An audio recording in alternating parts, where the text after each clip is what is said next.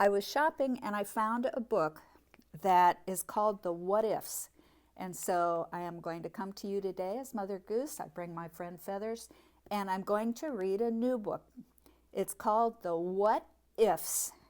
And there's a picture on the front of a little girl and all of these funny little shaped characters. They're not people, they're not animals, they're just funny shaped characters. Some of them have an eyes and nose and a mouth, and they're all around her, but they're just around her head. Let's see why that is and what that means. Cora was a nervous girl. Now, sometimes we get nervous if we're going to have a big test or if we're going to do something new that we haven't done before.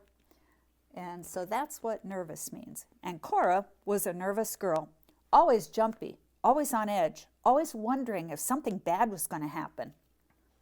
Because of this, the Whatifs loved her. Here's Cora standing by the bus stop.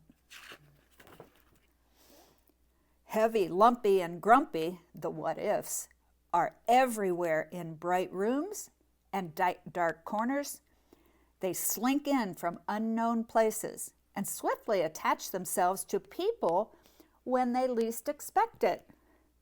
Then they whisper a question, so quietly, so softly, so gently, that the person usually doesn't know that the Whatifs are there at all. Here they are. Cora's going to do something, but she's got the Whatifs right there, whispering questions. Let's see what that means.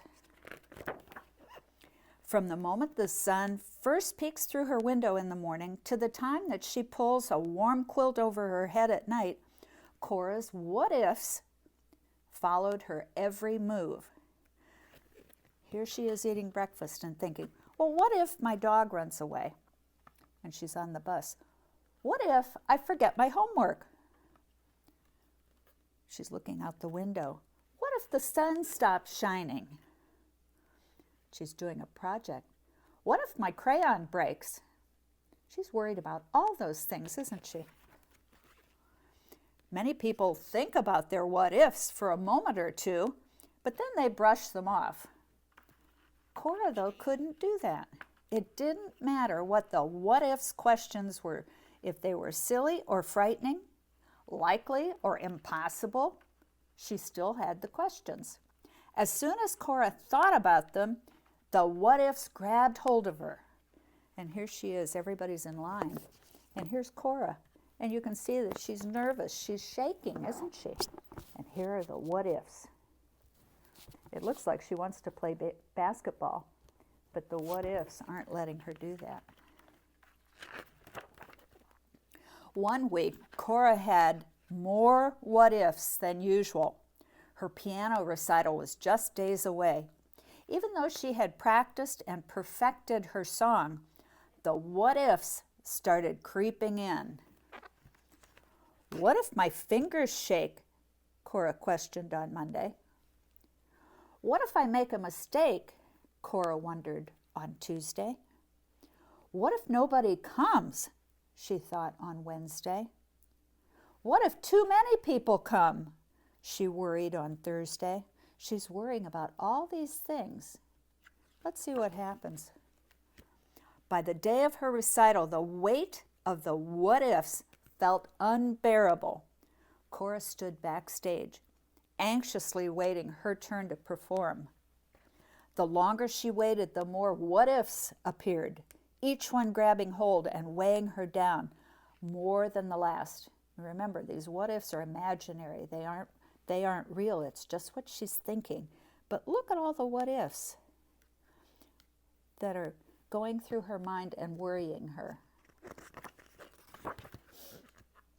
What if I trip on stage? What if the piano bench is too tall? What if the pedals are squeaky? What if I start coughing? What if I play the wrong note? What if nobody claps? Those are all of the what-ifs that Cora is thinking. Cora, a small voice whispered, are you all right? Oh, great, Cora thought. What if Stella thinks I'm a crybaby? What if she doesn't understand? It's nothing, was all Cora could say before a tiny sob escaped her lips. It doesn't sound like nothing, said Stella. Here's Cora with all of these what ifs, and here's Stella. Cora took a deep breath and said in a hushed voice, I have too many what ifs. They make me imagine that bad things could happen.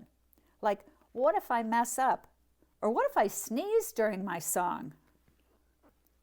Everybody gets what ifs, Cora.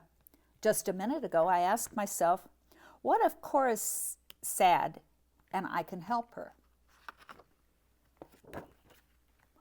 Listening to Stella, Cora started to wonder, what if she can help me?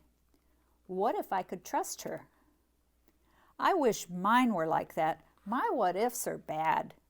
Cora looked down. Do you ever have good what ifs? Stella asked.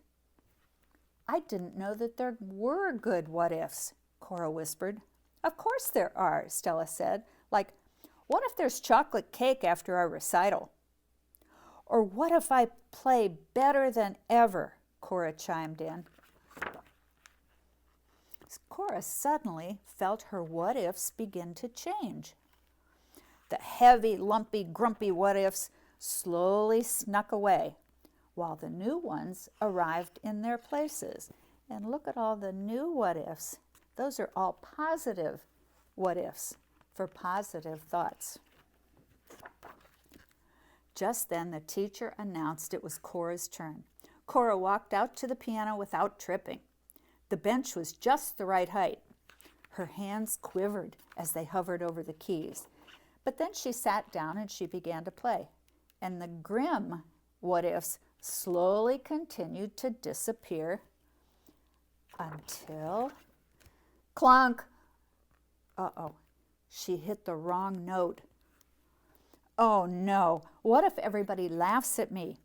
What if I get booed off the stage? Cora wanted to cry. Look at the negative what-ifs. She tried to ignore the people staring, waiting to see what she would do next. Then out of the corner of her eye, she saw Stella. Here's Stella. Stella's holding a thumbs up. What if I can do this? She asked herself. Cora took a deep breath and started to play again, with confidence. Her fingers danced across the keys. When she finished, the room filled with applause. Cora took her bow and smiled at Stella. She couldn't help wonder, what if I made a new friend today? And here they are, enjoying a piece of cake after the piano recital. So she replaced all those negative what if for bad things that could happen. She replaced them with positive what ifs. What if I really play well today? We need to remember to do that if we're trying something new, don't we, boys and girls?